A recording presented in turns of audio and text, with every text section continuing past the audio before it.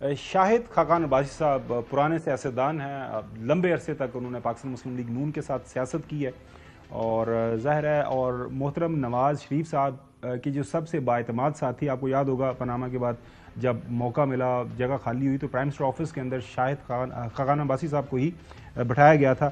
انہوں نے جو بات کی ہے کہ موجودہ جو سیناریو کے اندر ابھی جو مفتاح صاحب بات کر رہے تھے بانی پی ٹی آئی کے حوالے سے، انہوں نے کیا فرمایا؟ میاں صاحب اس ملک کے سب سے پرانے سیاستدان ہیں، وہ سمجھتے ہیں سیاست کیا ہے۔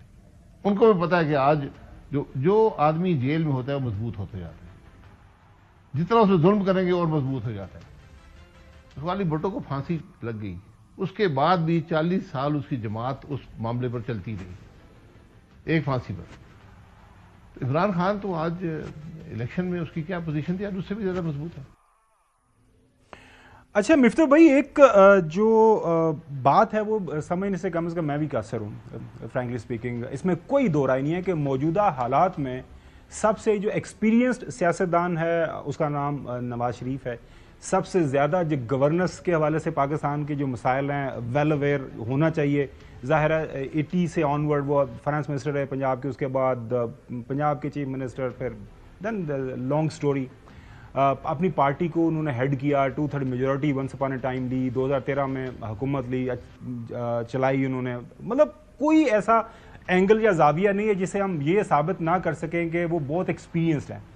لیکن یہ جو حقائق آپ جس کی طرف اشارہ کر رہے ہیں یا شاہد خاقان عباسی صاحب بیان کر رہے ہیں کہ وہ کیوں ان کو صرف نظر کر رہے ہیں محترم نواز شریف صاحب، ان کو کیوں نہیں پتہ چل رہا کہ میری پارٹی جو ہے اس کو یہ جو جس بیانیے کے اوپر ان کی پارٹی موجود ہے اس سے ان کو پاپولیرٹی نہیں مل رہی، وہ کیوں طاقت کے ایوانوں کا حصہ بن کے رہ گئے کہ ٹھیک ہے حکومت چل رہی ہے، میرا چھوٹا بھائی پرائم منسٹر ہے، میری بیٹی ماشاءاللہ چیف منسٹر ہے سب سے پاکستان کے بڑے صوبے کی، تو باقی خیر ہے بیانیے بنتے رہیں گے، سیاست ہوتی رہے گی۔ میرا بھی ایک سوال اس میں شامل کر لیں خبر بھائی، میرا بھی مفتاح صاحب سے اس کے ساتھ جواب دے دیں گے۔ ہاں چلیں، اگر اسی کے مفتاح بھائی سے میں یہ سوال اس کے ساتھ پوچھنا چاہتا ہوں کہ بات ہوتی ہے الیکشن کی 8 فروری کی کہ وہاں پہ نتائج بڑے غلط تھے، تو دیکھیں کسی بھی اسمبلی میں 2 طاقتور پوزیشنز ہوتی ہیں، ایک لیڈر آف دی ہاؤس اور ایک لیڈر آف دی اپوزیشن۔ تو اس میں مفتاح صاحب کیا کہتے ہیں کہ leader of the opposition Omar Ayub صاحب، ان سے جب فارم 45 مانگے گئے تو انہوں نے بھی اسلام آباد ہائی کورٹ سے اسٹے لے لیا، تو یہ تو کیس ختم ہی ہو گیا پھر پی ٹی آئی کا فارم 47 کے حوالے سے۔ آپ اس میں کیا کہتے ہیں؟ انہوں نے اسٹے لیا تھا۔ جی پہلے محترم نواز شریف صاحب کے حوالے سے مفتاح صاحب۔ جی دیکھیے، 1975 میں ہندوستان میں اندرا گاندھی صاحبہ نے ایمرجنسی لگا دی، کیونکہ ان کا بیٹا سنجیو گاندھی وہ چاہتا تھا، اور وہ ایک دم تھوڑا سا جس کو کہتے ہیں کہ بائی پولر ٹائپ کا تھا، اور لیکن وہ اپنے چھوٹے بیٹے کی بات منع نہیں کر سکتی تھی۔ اتنا انڈیا کے اندر برا ریئیکشن آیا کہ 77 کے اندر وہ اپنی سیٹ بھی ہار گئی تھی محترمہ اندرا گاندھی صاحبہ۔ اسی طرح آپ نے دیکھا ہے کہ بنگلہ دیش کے اندر خالدہ ضیاء صاحبہ ہوئیں یا حسینہ واجد صاحبہ ہوئیں۔ حسینہ واجد صاحبہ کا ایک بیٹا ہے جوائے واجد جو امریکہ میں رہتا ہے، $1 بلین کہتے ہیں اس سے زیادہ اس کے پاس ہے آمدن، اور کھلی کرپشن کرتے تھے، لیکن والدہ سے محترمہ ان کو روک نہیں سکتی۔ تو انسان اپنی بچوں کی خواہشات کے لیے یا اپنے بھائیوں کے خواہشات کے لیے، خاندانی لوگوں کی رشتہ داروں کی خواہشات کے لیے کبھی کبھی مجبور ہو جاتا ہے۔ نہیں تو میں سمجھتا ہوں کہ یہ بات تو آبویس ہے، اور میاں نواز شریف تو بہت ایک لائق اور قابل سیاستدان ہیں کہ کوئی پاکستان میں سیاسی لیڈر جیل میں رہ کر یا اپوزیشن میں رہ کر اور جیل میں رہ کر اپنی پاپولیرٹی لوز نہیں کرتا۔ اور جتنا آپ اس وقت پنجاب میں اگر آپ ریڈز کر رہے ہیں، مارا ماری کر رہے ہیں، اس سے جو ہے وہ حکومت کی پوزیشن اچھی نہیں ہو رہی ہے، لانگ ٹرم لوگوں میں غصہ پھیل رہا ہے۔ اور پاکستان میں اگر معیشت اچھی بھی چلے تو اتنا غریب ملک ہے کہ عام پاکستانی کی حالت بہت کم امپروو ہوتی ہے۔ آپ کا 40% پاکستانی 10 کروڑ 50 لاکھ آج بھی خطے غربت کے نیچے ہے۔ تو آپ بہت اچھا کام کر لیں گے تو 1 کروڑ 1.5 کروڑ لوگوں کو غربت سے نکال دیں گے، لیکن پھر بھی 8-9 کروڑ لوگ تو غربت کے نیچے رہیں گے۔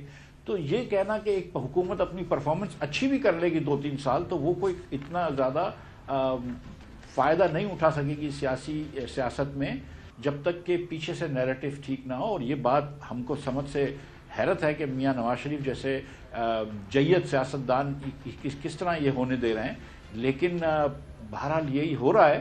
اور میں تو یہی سمجھتا ہوں کہ جو غلطی اندرا گاندھی صاحبہ نے کی یا حسینہ واجد صاحبہ نے کی ہے شاید یہ یہاں پہ بھی یہی دہرائی جا رہی ہے. جو دوسری بات ہے میرے بھائی کی حسن ایوب صاحب کی مجھے تصویر نظر نہیں نقوی صاحب حیدر نقوی صاحب نے سوال کیا ہے کہ جی وہ حیدر نقوی صاحب کی جی حیدر نقوی صاحب نے سوال کیا. مجھے نہیں پتا کہ عمر ایوب نے کیوں کیا ہے, اگر ہو سکتا ہے کہ عمر ایوب بھی غلط جیتا ہو, مجھے نہیں پتا ہے. لیکن اگر آپ یہ سمجھ رہے ہیں, دیکھیں حیدر بھائی آپ بھی کراچی میں رہتے ہیں, میں بھی کراچی میں رہتا ہوں, ادھر سے پی ٹی آئی کو ایک سیٹ بھی نہیں ملی.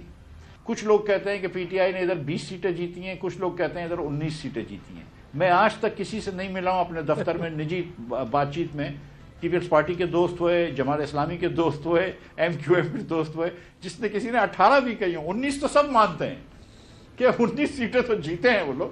کوئی لوگ کہتے ہیں کہ نہیں, ملیر سے پیپلز پارٹی کی ایک سیٹ بھی جیتے تھے, اور ایم کیو ایم تو ماشاءاللہ سے کہیں سیکنڈ بھی نہیں آئی تھی, بہت جگہوں پہ تھرڈ آئی ہے, کچھ جگہوں پہ فورتھ بھی آئی ہے. جماعت اسلامی سے تو اگر ہم یہ بحث کر رہے ہیں اگر کہ پیپلز پارٹی کہ پی ٹی آئی جیتی نہیں ہے سیٹیں, تو پھر تو بہت لمبی بحث ہو جائے گی.